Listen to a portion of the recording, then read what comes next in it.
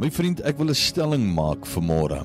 My en jou geloof het die potensiaal om ons lewens te vervolmaak. Om jou vanuit 'n plek van 'n tekort uit te bring tot in 'n plek waar alles perfek en volmaak is, waar jy niks kort kom nie. Jakobus 1 vers 2 tot 4 sê, my broers en susters, wanneer julle in allerlei beproewings beland, moet julle eintlik baie bly wees. Julle weet mos, wanneer 'n mens se geloof 'n toets deurstaan, veroorsaak dit dat jy kan volhard. Vers 4 sê, julle moet egter end uit volhard, dan sal julle lewensdoel bereik en geestelik gesond wees en sal julle niks kort kom nie. Geloof in God kan jou heel maak, maar jou geloof sal getoets word en dit sal teengestaan word. Die woord van die Here sê, die vyand loop rond soos 'n brullende leeu. As jy geestelikheid kort kom in jou lewe vandag, my vriend, kan jy tot op 'n plek kom van heiligmaking. As jy finansiëel kort kom, kan jy op 'n plek kom waar jy niks kort kom nie. Wat ook al jy kort, jou geloof in God het die potensiaal om jou te vat tot op die plek